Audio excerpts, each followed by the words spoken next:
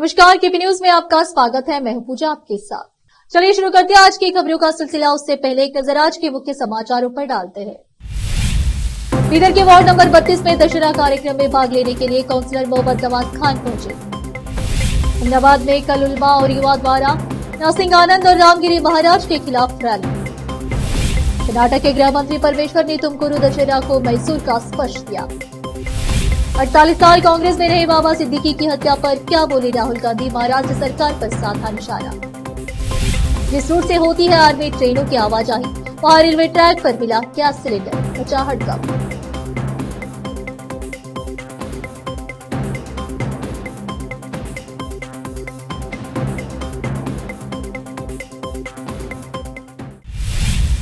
समाचारों का सिलसिला शुरू करते हुए देखते समाचार विस्तार से। बीदर शहर के वार्ड नंबर 32 में रहे मंदिर परिसर में दशहरा कार्यक्रम में काउंसलर एवं स्टैंडिंग कमेटी के सदस्य मोहम्मद नवाज खान पहुंचे, जहां उनका भव्य स्वागत किया गया। इस मौके पर मोहम्मद नवाज खान का सम्मान भी करते हुए मंच पर उन्हें उपहार भी दिए गए। इस अवसर पर कलाकारों ने रंगारंग कार्यक्रम प्रस्तुत किए।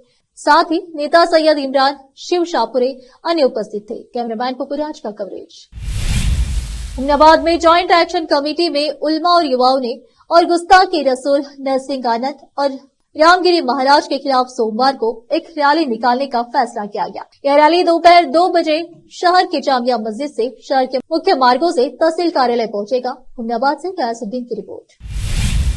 गृह मंत्री डॉक्टर जी परमेश्वर इस बार अपने गृह क्षेत्र तुमकुरु में ही रहे और दशहरा समारोह में सुर्खियों में रहे तथा दर्शकों ने उनसे मुख्यमंत्री बनने का आग्रह किया।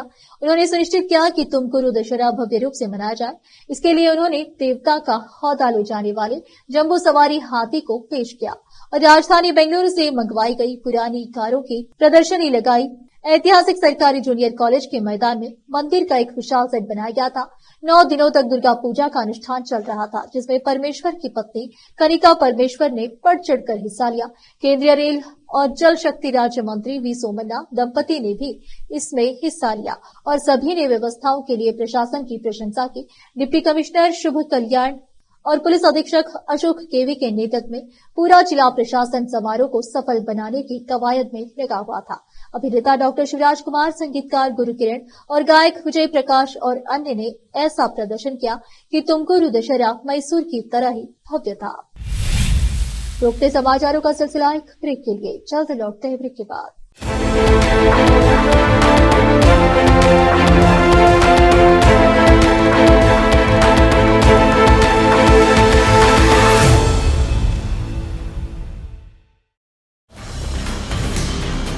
हिंदुस्तान के हर कोने में हम हैं मौजूद। 24 घंटे हालात पर गहरी नजर, खबरों से जुड़े चुपते सवालात और आपको दिखाता है धार्मिक, सामाजिक, राजनीतिक, लोकल और इंटरनेशनल न्यूज की सबसे बेहतर कवरेज, जो आपको रखती है हर पल बाखबर। देश और दुनिया भर की खबर के लिए देखते रहें KP news 24/7। Noor education trust Bidar की ओर से चलाए जाने वाला Noor MEd and BEd college Bidar, recognised by NCTE Delhi and affiliated to Bidar University, Bidar.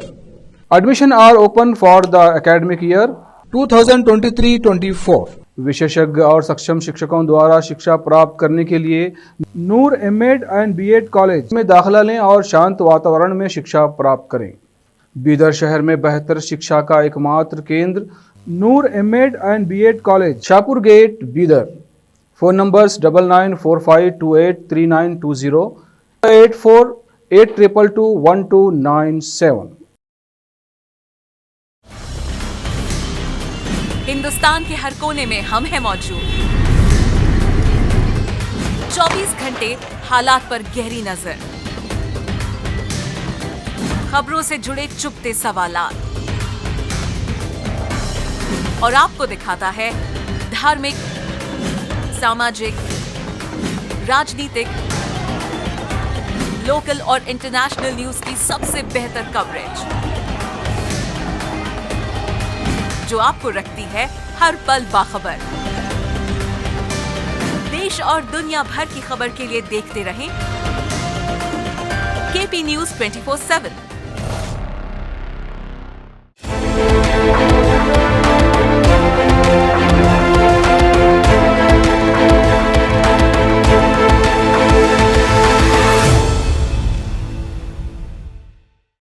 Break के बाद आपका स्वागत है। आइए देखते हैं अन्य समाचार। महाराष्ट्र की राजनीति में बाबा सिद्दीकी का बड़ा नाम था। बाबा सिद्दीकी करीब 48 साल तक कांग्रेस में रहे। इसके बाद उन्होंने इसी साल फरवरी महीने में कांग्रेस छोड़कर अजित पवार गुट के एनसीपी ज्वाइन कर ली थी। बाबा सिद्दीकी की हत्या पर राहुल गांधी की प्रतिक्रिया सामने आई है। सोशल मीडिया प्लेटफॉर्म एक्स पर राहुल गांधी ने पोस्ट करते हुए कहा, बाबा सिद्दीकी की हत्या किया जाना बेहद दुखद है। इस कठिन समय में मेरी संवेदनाएं उनके परिवार के साथ है। इसके साथ ही कांग्रेस नेता राहुल गांधी ने महाराष्ट्र की कानून व्यवस्था पर सवाल उठाए। उन्होंने कहा कि महाराष्ट्र में कानून व्यवस्था गिरती जा रही है। महाराष्ट्र सरकार को बाबा सिद्दीकी के हत्या की जिम्मेदारी लेनी चाहिए। एनसीपी ने सीनियर लीडर बाबा सिद्दीकी की बांद्रा इलाके में 3 हमलावरों ने गोली मारकर हत्या कर दी। बांद्रा में अपने बेटे जिशान सिद्दीकी के दफ्तर के बाहर निकलते वक्त 3 नकाबपोश हमलावरों ने उन पर फायरिंग शुरू कर दी। वारदात में 2 गोलियां सिद्दीकी के पेट पर और 1 सीने पर लगी। 1 गोली सिद्दीकी के साथ मौजूद शख्स के पैर में लगी तो 2 गोलियां सिद्दीकी की कार पर भी लगी। इन दिनों देश में रेल पटरियों पर अवरोधक या फिर गैस सिलेंडर रखकर ट्रेनों को पलटाने की साजिश हो रही है। अब उत्तराखंड के रुड़की में रेल ट्रैक पर गैस सिलेंडर मिला।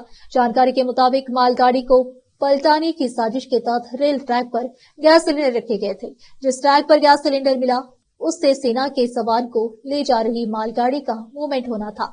लोको पायलट की सतर्कता के चलते एक बड़ा हादसा टल गया। जानकारी के मुताबिक रुड़की के ढेंडा रेलवे स्टेशन के पास रेल ट्रैक पर एलपीजी का सिलेंडर मिला। मालगाड़ी के लोको पायलट ने रेलवे ट्रैक पर गैस सिलेंडर देखकर इमरजेंसी ब्रेक लगाई और ट्रेन को रोक दिया। लोको पायलट ने तुरंत इसकी जानकारी मुरादाबाद स्थित रेलवे कंट्रोल रूम के अधिकारियों को दी। इस सूचना के बाद तुरंत रेलवे का अमला मौके पर पहुंचा और ट्रैक पर से गैस सिलेंडर को हटा गया। रेलवे पुलिस मामले की जांच कर रही है। यूपी विधानसभा उपचुनाव से पहले कांग्रेस दोहरे झटकों से उभरने की कोशिश कर रही है।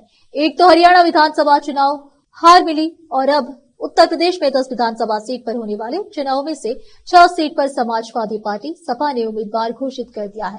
पार्टी रणनीतिकारों को उम्मीद है कि सपा के साथ गठबंधन का कोई बेहतर रास्ता निकाल लिया जाएगा, जिससे सत्तारूढ़ भारतीय जनता पार्टी भाजपा को शिकस्त देने में सफलता मिलेगी। कांग्रेस पार्टी के राष्ट्रीय महासचिव और उप्र के प्रभारी अविनाश पांडे ने पीटीआई भाषा से कहा, एक बात तो स्पष्ट है कि कहीं पर कोई नतीजे अगर उम्मीदों के अनुसार नहीं आते तो स्वाभाविक है कि कार्यकर्ताओं और नेताओं को दुख और निराशा होगी। लेकिन पार्टी उत्तर प्रदेश में अपने लक्ष्य पर केंद्रित है, क्योंकि यहाँ जंगल राज का खात्मा करना है।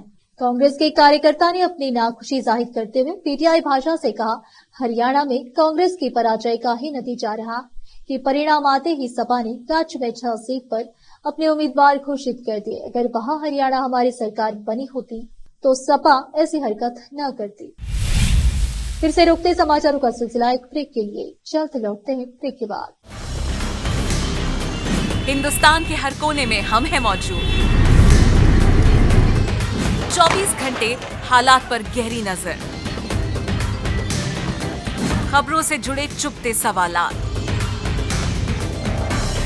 और आपको दिखाता है धार्मिक, सामाजिक, राजनीतिक, लोकल और इंटरनेशनल न्यूज की सबसे बेहतर कवरेज,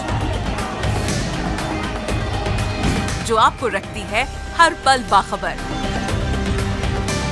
देश और दुनिया भर की खबर के लिए देखते रहें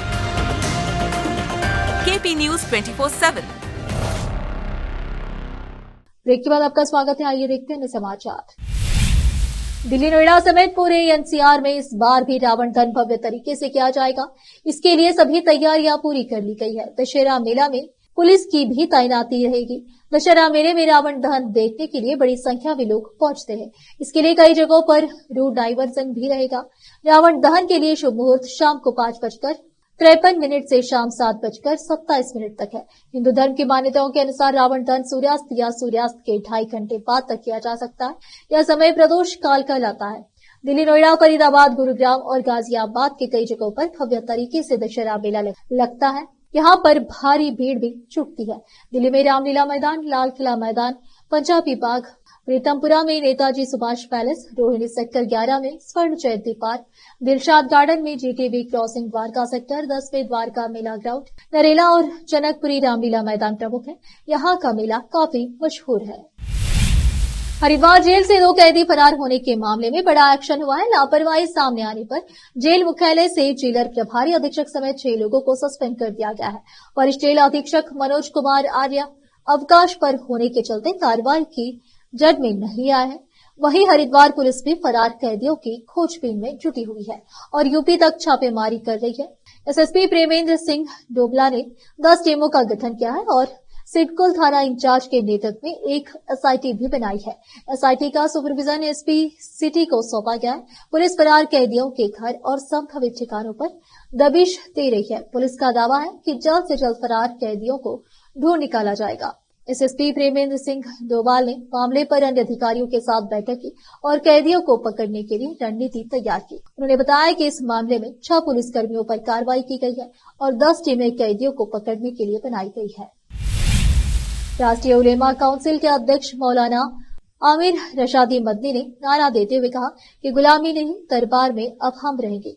सरकार में उन्होंने कहा कि मुसलमान का इस्तेमाल वोट बैंक के तौर पर किया जा रहा है और एनडीए और इंडी गठबंधन दोनों ही ऐसा कर रही है। मुसलमानों के वोटों की जरूरत तो कई लोगों को है, लेकिन मुसलमानों की पार्टियों के साथ गठबंधन या सीट शेयरिंग करने को कोई भी तैयार नहीं है। उन्होंने कहा कि मुसलमान किसी से डर के किसी को वोट दे देगा, इससे मुसलमान बाहर निकल चुका है। जिनको भ्रम है कि मुसलमान उनको वोट देगा, उनका भ्रम टूट जाएगा। उन्होंने कहा कि मुसलमान इतने सालों तक तथाकथित सेकुलर पार्टी की दरबार में गुलामी कर रहा था। मुसलमान को सबसे ज्यादा कांग्रेस ने परेशान किया है, उसके बाद समाजवादी पार्टी ने मुसलमान को परेशान किया। मुलायम सिंह ने सबसे पहले मुसलमान को आतंकवादी कहकर एनकाउंटर करवाया था। जब बाबरी मस्जिद का मीनार गिराया जा रहा था तो गोली वहां चलाने के बजाय मुलायम सिंह की सरकार ने वहां से 2 किलोमीटर दूर गोली चलवाई। वह भी पुलिस वालों ने अपनी आत्मरक्षा में गोली चलाई थी। उन्होंने कहा कि इस देश में 25 करोड़ मुसलमानों को इग्नोर करके कोई भी पार्टी हुकूमत नहीं कर पाएगी। मिस्र में आज एक यात्री ट्रेन को रेल इंजन ने पीछे से जोरदार टक्कर मार दी। इससे यात्रियों में हड़कंप मच गया। टक्कर इतनी भीषण थी कि एक यात्री की मौत हो गई, जबकि 20 से ज्यादा लोग घायल हो गए। सभी घायलों को नजदीक के अस्पताल में भर्ती कराया गया। बताया जा रहा है कि यह ट्रेन काहिरा जा रही थी, जिससे एक रेल के इंजन ने पीछे से टक्कर मार दी। टक्कर के बाद जोरदार आवाज से अन्य यात्रियों में दहशत फैल गई। पूरी ट्रेन झूले की तरह हिलने लगी। लोगों ने बताया कि काहिरा जाने वाली यात्री ट्रेन को पीछे से टक्कर मारने के बाद ट्रैक काफी देर तक बाधित हो गया। इस घटना में कम से कम एक व्यक्ति की मौत हो गई, जबकि कई लोग घायल हो गए। अधिकारियों ने यह जानकारी दी। उत्तरी अफ्रीकी देश मिस्र में 1 महीने के अंदर हुई यह दूसरी ट्रेन दुर्घटना है। फिर से एक नजर मुख्य समाचारों पर। बीदर के वार्ड नंबर 32 में दशहरा कार्यक्रम में भाग लेने के लिए काउंसलर मोहम्मद नवाज खान पहुंचे। अहमदाबाद में कल उलमा और युवा द्वारा नरसिंह आनंद और रामगिरी महाराज के खिलाफ रैली। कर्नाटक के गृह मंत्री परमेश्वर ने तुमकुरू दशहरा को मैसूर का स्पर्श दिया। 48 साल कांग्रेस में रहे बाबा सिद्दीकी की हत्या पर क्या बोले राहुल गांधी, महाराष्ट्र सरकार पर साधा निशाना। जिस रूट से होती है आर्मी ट्रेनों की आवाजाही, वहां रेलवे ट्रैक पर मिला गैस सिलेंडर, बचा हड़कंप।